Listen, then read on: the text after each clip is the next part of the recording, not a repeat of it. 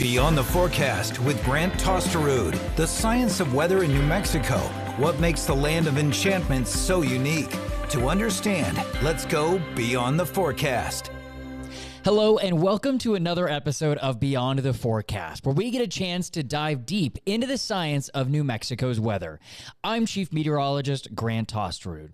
Every year, New Mexico experiences a fire season. This is usually when we get this combination of high winds, low relative humidity, and warmer temperatures. Every year it happens in the spring. That's when all those pieces come together. Because of that, New Mexico's no stranger to wildfires either. On average, about 250,000 acres burn every year here in New Mexico since 1992. I went through those numbers, looked at every year, calculated the average since 1992, and that's about on average how many acres we see burn every year. With as little as 23,000 acres in 2014 to as much as 1.2 million acres in 2011. That was the highest recorded total since records began in 1992. 2011 was also the year of the Las Conchas fire up in the Jemez Mountains that threatened the town of Los Alamos.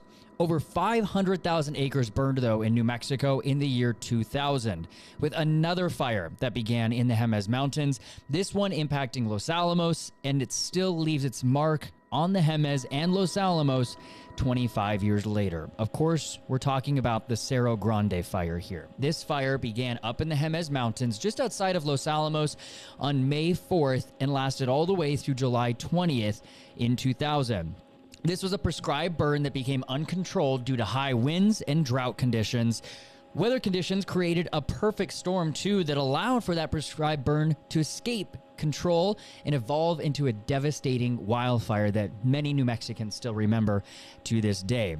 But what were the conditions leading up to us? This is where we get a chance on this show to dive into the weather conditions up to this wildfire. So this is what we were seeing before that wildfire began, even up to a decade before this wildfire began. So the Pajarito Plateau saw high levels of precipitation throughout the early 1990s. So we're talking about 5 to 10 years before the wildfire even began. Heavy rains and snows from the mid-1990s produced a lot of growth. So when we talk about that, we're talking about a lot of tree growth, a lot of undergrowth, a lot of grasses and shrubs and weeds growing up from all that moisture that they saw in the mid-1990s. And then right after that, the onset of drought developed toward the end of the decade in the late 1990s, which increased the flammability of a lot of that growth that we saw happen in the mid-1990s. This prolonged dry period resulted in extremely low moisture levels in both the live and dead vegetation, including trees, shrubs, and grasses. So even some of the long-standing trees that had been there and that grew a lot because of all that rain and all the snow we saw in the mid-1990s, all of that was starting to dry out too. The winter and spring preceding the fire were notably dry as well, which just created a bigger problem because you already have arid and dry conditions on the ground. Now you have those dry conditions in the air as well. And that leaves those forest fuels very notably dry and creating an even bigger problem. The Jemez Mountains, including areas around Los Alamos, has a dense forest of ponderosa pines. If you've been up there, you know what I'm talking about. Unless, of course, you've been to some of these burn scar areas and they're already struggling to recover still from some of these wildfires they've seen over the last couple of decades. But you've got these big forests of ponderosa pines and mixed conifer trees, and these forests became very stressed out by drought, which again provided ample fuel for any wildfire that would develop. Remember, we're still talking about the late 1990s here, coming up to the year 2000. But during the initial days of the fire, temperatures reached record highs up in the Jemez Mountains and across New Mexico, which again further dried out the vegetation and increasing that fire risk. Humidity levels dropped to between 8 and 12%, creating this environment that's conducive for fire ignition and spread. It's really once you get below 15% that fire threat really starts increasing. And we were seeing levels as low as 8%, which even up in those higher elevations is extremely dry. The combination of high temperatures and low relative humidity led led to an unstable atmosphere, promoting erratic fire behavior and the development of crown fires, which means we're not talking about the fire down at the ground anymore. We're talking about that fire burning these large trees all the way up to the top of them, the canopy or the crown of those forests. So here's a little bit of a timeline of this fire. It began on May 4th, 2000 as a prescribed fire. You got to remember too that these prescribed fires are meant to protect people, towns, properties, and forests because you're burning away all those low fuels at the ground. So that prescribed burn was meant to help prevent future wildfires. However, just a day later, that fire breached the control lines that they had set up for this prescribed burn, and it was officially declared a wildfire about 24 hours after this prescribed burn began. On May 7th, or a couple days later now, wind speeds increased significantly, with wind gusts reaching as high as 60 miles per hour. These strong winds, of course, play a crucial role in driving a fire's expansion. We see this with every wildfire, too. They often begin on these really dry and windy days because those are the ingredients that you need for wildfires to rapidly spread. And of course, when you're dealing with these higher elevations and these mountain ranges full of canyons and mountain peaks, you get a lot of different wind directions. And that was another issue they ran into up there in the Jemez Mountains when this fire began. The winds shifted almost unpredictably, complicating the firefighting efforts and allowing the fire to breach containment lines that they had set to hopefully prevent it from spreading even farther. The fire was fueled by strong winds and dry conditions. It advanced approximately 4 miles in about 5 hours on May 7th with a maximum speed rate of up to 1.5 miles per hour. Now, it may not sound like a lot to you and you think, oh, 1.5 miles per hour, but think about that in the context of a fire chasing after you. Now, that becomes a lot scarier. So this is a really fast fire spread, especially when you're dealing with really uneven terrain. You're talking about mountains and canyons and mountain peaks and valleys and rocks and other trees in the way. So that's a really fast fire spread. And this was all on May 7th. May 8th, now 4 days after the prescribed burn began, a few days after it was officially declared a wildfire, a Type 1 incident management team assumed command. A Type 1 incident management command team is that highest level of response. So that's when you get all resources on the ground there to get there and try and battle this wildfire. May 8th was also the day that they closed Los Alamos National Lab and Los Alamos Public Schools because that fire was headed towards the town of Los Alamos. We're now jumping ahead to May 10th. So 2 days after they evacuated Lanel and the public schools were closed, May 10th, even stronger winds moved into Los Alamos. That caused the fire to spread even more rapidly. And on May 10th, they evacuated the town of Los Alamos at 1:01 p.m. That evening, 235 homes in Los Alamos had burned. Just another day later, the evacuations at White Rock began as well as the fire continued to spread. So these are all the initial events leading up to this fire as that fire is moving into the Los Alamos area. 2025 marks 25 years since this fire began, and one of our own reporters here at KRQE put together a little special to go over some of the sights and sounds from that fire. So when we return, we'll come back with that story for you and show some of the images from that day, some of the property that was damaged as well, personal stories too, and we'll go into some of the response that went into fighting the Cerro Grande fire. So stay with us. We'll be right back. The Cerro Grande fire started just outside of Los Alamos in the Jemez Mountains 25 years ago. On May 4th, 2000, this fire began as a controlled burn and spread rapidly, becoming uncontrollable just a couple of days later due to drought, high winds, and extremely dry conditions up in the Jemez Mountains.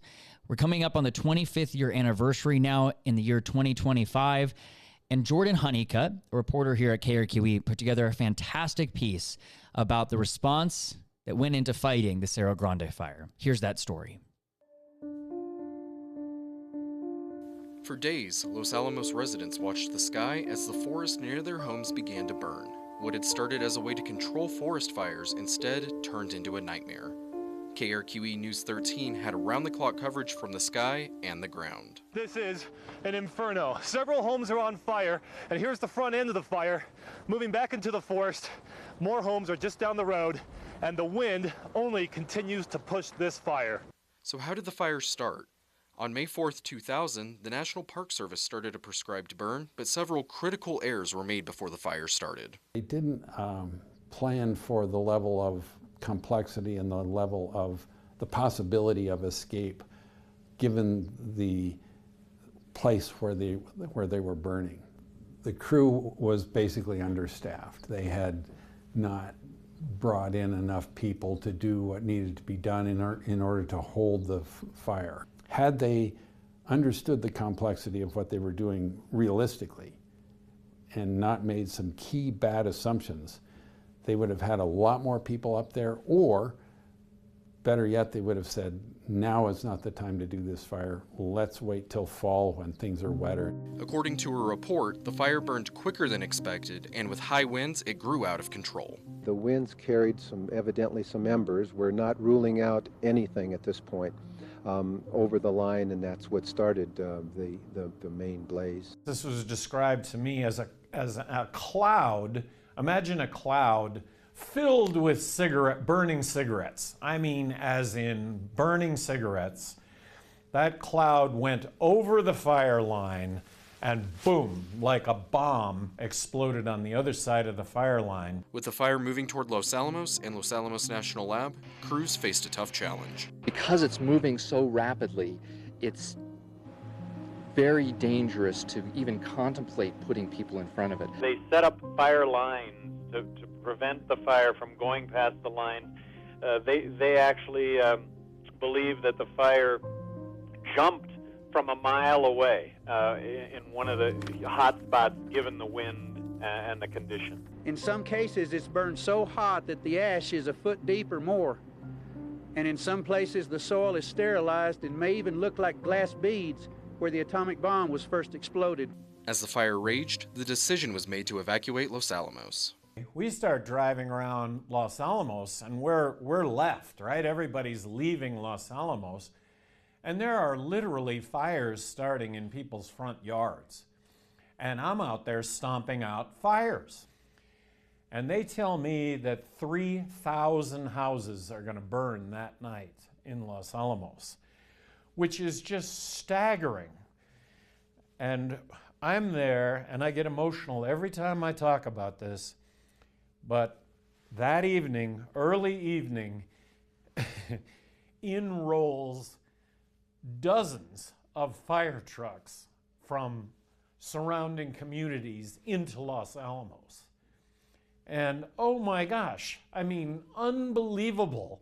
They drive in a convoy, and that evening, basically, they spend the entire night putting out fires. And I mean homes that are burning, but all those firefighters are out there putting out fires in people's front yards that would have spread to their homes. Despite the danger, some people stayed. This is your house here we're next to? Yes. And you don't feel like you got to leave yet? No, I'm not leaving. The family, they're at home, or they're somewhere else, so. Aren't you concerned that what's there right now could be here right now? Yeah, hopefully not, though. Hopefully not. So you're trying to fight it with a hose? I'm just trying to wet down my area and wet down my roof. Others had no choice but to leave. So yesterday afternoon we were evacuated, and I went to my friend May's house in White Rock, and we were watching TV all evening and watching Los Alamos burn. We'd gone to bed about 1 o'clock, and at 1:30 we got a phone call. They said that White Rock was being evacuated. As hours turned into days, people had to watch the news to learn whether their homes had burned. We start off with 35th Street. The addresses are. And the moment of truth came. Now we go to 46th Street. And waiting for the worst came to an end. It's not there. It's hard to take. Something that shouldn't have happened. Jordan Honeycutt, KRQE, News 13. And KRQ is on the ground there too, going along those fire lines, watching it as it moved through Los Alamos, getting pictures and videos and some of the stories you just heard in that package. But one that stands out to me the most was when Kim Baez was on air reading addresses of homes that were either still there or had been burned to the ground. And it really makes you put yourself into that kind of scenario of what would happen if this were me. And you kind of get emotional about it, waiting to hear your address read over the air on TV of whether your house, your whole life, your belongings were still there or not. So if you remember, the fire began on May 4th. Just a couple days later, it spread uncontrollably. A couple days after that, on May 10th, the town of Los Alamos had been evacuated in that afternoon, and by the evening, a couple hundred homes had burned. On May 11th, White Rock had been evacuated. By May 14th, though, 3 days later, the evacuation order was lifted for White Rock, and 4 days later, the residents of Los Alamos were allowed to return home, or what was left of their home. Some structures were damaged at the Los Alamos National Lab, but no nuclear material was compromised. By June 6th, the fire was officially declared contained, and by July 20th, fire officials officially declared the fire extinguished. Once all was said and done, approximately 43,000 acres had burned from this fire, but that includes over 400 homes, including 235 in Los Alamos alone. Approximately 18,000 residents from Los Alamos and White Rock had to be evacuated because of this wildfire, and it cost roughly $1 billion in the year 2000. The best news is, despite all of this destruction and damage, nobody died as a result of this fire. But a lot of lessons have been learned since this fire happened and in the last 25 years. So when we come back, we're going to go over what some of the lessons were learned, what has changed since then, and how they're also working to improve the forest around Los Alamos. Stay with us. 2025 marks the 25th anniversary of the Cerro Grande Fire that impacted the Jemez Mountains and areas in and around Los Alamos. That fire burned so hot and so intensely that even today you could still see some of the remnants from that burn scar area, especially once you get onto the west and northern sides of the Los Alamos area. You can even go up towards Pajarito, the ski area, and see some of the remnants from the burn scar area there as well. Although some of that is still left over from what was the Las Conchas fire in 2011. So clearly it sounds like this part of the state has been hit hard by multiple wildfires, and it has. However, a lot of lessons have been learned from the Cerro Grande fire, and they continue to try and improve the health of that area today, including efforts to reforest that area after the fire. Here's Jordan Honeycutt again with what they've been doing to reforest that part of New Mexico. 25 years after it was put out, the effect of the Cerro Grande fire remains. Some of the largest burned areas were 2 miles wide and 7 miles long. So in the middle of those high severity burned patches, there was, the nearest tree was a mile away. In some cases, it's burned so hot that the ash is a foot deep or more. And in some places, the soil is sterilized and may even look like glass beads where the atomic bomb was first exploded. The fires not only killed the trees, but they also burned all of the soil and the seeds that were in the soil. So the forest had a rough time recuperating, and they're still not recuperating. 48,000 acres burned in the mountains around Los Alamos. While replanting can happen without human intervention, the destructive Cerro Grande fire burned so hot that a natural process would take decades. Even with wind and water and animals helping move those seeds into the burned area, it can take a very long time to see forest recovery. And even then, it's in a very narrow band along the edge of the burned area or close to that seed source. So how do you replant a massive forest after a devastating fire? The nonprofit Nature Conservancy has spent years replanting tens of thousands of seedlings in the Cerro Grande burn scar.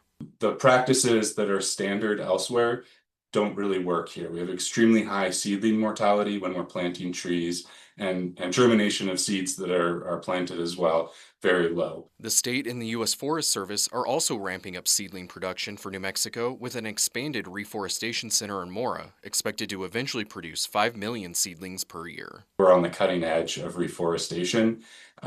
We have experienced bad fires, and we're also working together to build back from them. They're part of a fact of life here in New Mexico, and we have to do our best to prepare for them and respond to them when they happen. Jordan Honeycutt, KRQE, News 13. Yeah, like he said there, wildfires in New Mexico, it's a fact of life. We live around the mountains. We live around forested areas. We have a climate which is conducive to wildfires as well, especially during the spring when you see drier conditions, temperatures heating up, and windier weather. Those are your three ingredients that come together to create these wildfires. But of course, some mistakes were made as a result of this, and a lot of lessons were learned too. In fact, Some policy changes went into effect after this wildfire, including an improved prescribed burn protocol. The post-fire analysis of this wildfire led to revisions in prescribed burn planning on a nationwide level. So this impacted the entire country, this fire did, including a better risk assessment and contingency measures, meaning where they do these prescribed burns, they now weigh what the risk is if it were to get out of control. Is it around a populated area? And if it does become uncontrolled, how can we manage it? Another thing that they learned from this fire is that forest managers now adhere to stricter guidelines for conducting prescribed burns, considering factors such as fuel moisture, meaning how wet or dry is the ground, is the shrubs, is the grass, are the trees, all of that. Before doing those prescribed burns, wind conditions, it's also another thing that's now taken into effect. It may seem kind of common sense now, but before then, forecasts weren't as accurate as they are today. So it's a little bit harder to predict, even in the year 2000, about what the winds are going to be like in the next few days. And then, of course, that helps to determine more suitable burning windows. Of course, we've still heard of mistakes about prescribed burns accidentally getting out of control. But like we said in that story, wildfires are a part of life here in New Mexico, and wildfires are actually very beneficial for forests. It helps them go through their natural life cycle. It helps with regrowth. Prescribed burns are still an extremely important part of that fire cycle as well, and an extremely important part to protecting people, life, and property, because you can go through and you can burn some of that underbrush, and that can help to prevent future wildfires down the road. And these are all lessons that we had to learn, unfortunately, the hard way, but that hopefully help us to fight wildfires better in the future. And it's a fire that many of us here in New Mexico will remember for a long time. Well, remember that you can always stay up to date on the weather here in New Mexico by watching KRQE or right here on Kirky Now, and by going to krqe.com. You can also find me on social media. Please join us again next week for another episode of Beyond the Forecast.